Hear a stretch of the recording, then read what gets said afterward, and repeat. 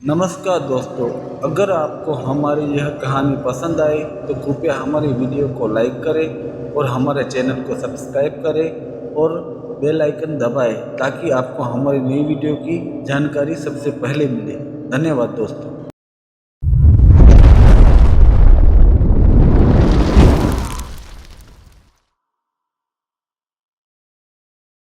आज की कहानी है सफ़ेद कौवा।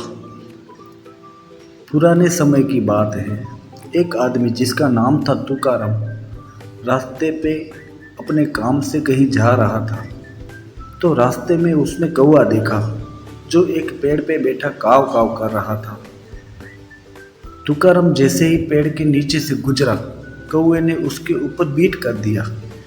और संजोग देखो, तुकाराम ऊपर देख रहा था और उसका मुंह भी खुला हुआ था।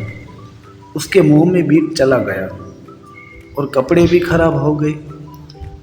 वो उल्टियाँ करने लगा और तुकाराम गुस्से से कौवे को देखकर बोला, अबे काले कौवे, तुझे और कोई जगह न मिली? तुझे मुझ पर ही बीट करना था, कल मुँह काले कौवे कहीं के। तभी एक आदमी वहाँ से गुजर रहा था। आदमी बोला, अरे भाई, कौवे को काला क्यों बोल रहे हो? तुकाराम बोला, भाई काले कौवे को काला ही बोला जाता है, ना कि सफ़ेद। आदमी बोला, अरे भाई, कौवे का रंग सफ़ेद होता है, इसलिए मैं बोल रहा हूँ कि तुमने काला क्यों बोला? तुकाराम बोला, कौवा कब से सफ़ेद रंग का हो गया? आदमी बोला, हुआ नहीं, पहले से ही सफ़ेद है। मैंने तो आज तक कभी काला कौवा नहीं देखा। तुकाराम गुस्से से बोला, तू पागल है क्या? क्या जो काले कौवे को सफ़ेद बोल रहे हो, या मुझे पागल बना रहे हो? आदमी ने गुस्से से बोला, मुझे तो तुम पागल लग रहे हो, सफ़ेद कौवे को काला बोल रहे हो। तुकाराम का चेहरा गुस्से से तिलमिला उठा। अबे पागल, तुझे किसने कहा कौवा सफ़ेद होता है? वो आदमी भी गुस्से से बोला, अबे पागल की औलाद, तुझे किसने बोला कि कौवा काला होता है? वो दोनों बीच रास्ते गाली गलौज पर उतर आए। दोनों हाथापाई पर उतरे इससे पहले वहाँ से एक आदमी गुजरा। ये दोनों उससे पूछने लगे कि कौवा काला होता है कि सफ़ेद। वो आदमी भी बड़ा सयाना निकला। वो बोला, इसमें पूछने वाली क्या बात है, कौवा तो सफ़ेद ही होता है। तुकाराम की शक्ल रोने जैसी हो गई। तुकाराम बोला, अरे भाई, तुम भी नहीं जानते कौवा काला होता है?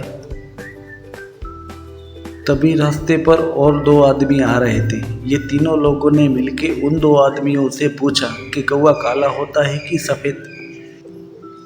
वो दोनों आदमी एक दूसरे की ओर देखने लगे और बोले, ये कोई पूछने वाली बात है भला? सबको पता है कौवा सफ़ेद होता है। तुकाराम बोला, सब सारे मिलकर मुझे पागल बना रहे हो। चलो अपने राज्य के राजा के दरबार में चलते हैं। जो राजा कहेंगे कि कौवा सफ़ेद होता है तो मैं मान लूँगा कि कौवा सफ़ेद होता है। और सब राज दरबार की ओर जाने लगे। सब लोग राजा के दरबार में पहुँचे। तुकाराम ने हाथ जोड़कर राजा से फरियाद की कि महाराज, मेरा नाम तुकाराम है, मुझे न्याय चाहिए। यहाँ आपके दरबार में न्याय मिलेगा? राजा बोला, अवश्य न्याय मिलेगा, बोलो तो सही, समस्या क्या है? तुकाराम बोला, ये सब लोग बोलते हैं कि कौवा सफ़ेद रंग का होता है, तो आप बताइए कौवा काला होता है कि सफ़ेद? राजा बोला, इसमें पूछने वाली क्या बात है, कौवा सफ़ेद ही होता है। तुकाराम, ये सब सत्य बोल रहे हैं, क्यों सही है ना दरबारियों? दरबारी भी हाँ में हाँ मिलाने लगे।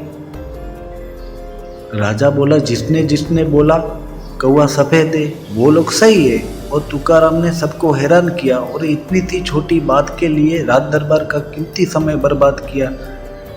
इसके लिए सजा के तौर पर तुकाराम को 50 कोड़े मारे जाए। सब लोग मिलकर बोले, सही है, कौवा तो सफ़ेद ही होता है। और सब मिलकर तुकाराम पर हंसने लगे। सिपाही ने तुकाराम को 50 कोड़े मारे। तुकाराम की आंख में आंसू आ गए कि सब लोग गलत कैसे कर सकते हैं। वो रोते हुए राजा से बोला, मुझे क्यों सजा दी गई? आप जो गुनहगार है उनको तो आपने जाने दिया, ये अन्याय है। राजा बोला, जिसने जिसने बोला कौवा सफेद है वो सही है और वो अपने अपने घर जा सकते हैं। बहस करने वाले खुश होकर अपने अपने घर जाने लगे। फिर राजा तुकाराम से बोला, कोई अन्याय नहीं, मैंने जो किया वो सही है, तुम सजा के पात्र हो। तुकाराम बोला, महाराज मुझे किस बात की सजा? सच बोलने की। राजा बोला, नहीं नहीं, सच बोलने की नहीं, मैं तुम्हें उस आदमी से इतनी सी बात पर बहस करने की सजा दी है।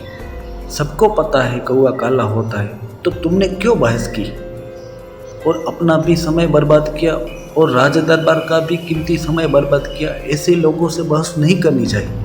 फिर से याद रखो, मैं तुम्हें गलत आदमी से वाद विवाद करने की सजा दे रहा हूँ। शिक्षा, ऐसे आदमी से बहस न करो जिसका काम धंधा ही बहस करने का हो, मतलब जो बस झगड़ने के अलावा कोई काम ना करता हो, जो बात बात पर झगड़ने के लिए तैयार बैठा हो। धन्यवाद। अगर आपको यह वीडियो पसंद आई तो इसे लाइक करें, शेयर करें और हमारे चैनल को सब्सक्राइब करना ना भूलें। आपका सपोर्ट हमें और बेहतरीन कहानियाँ बनाने के लिए प्रेरित करता है। धन्यवाद दोस्तों।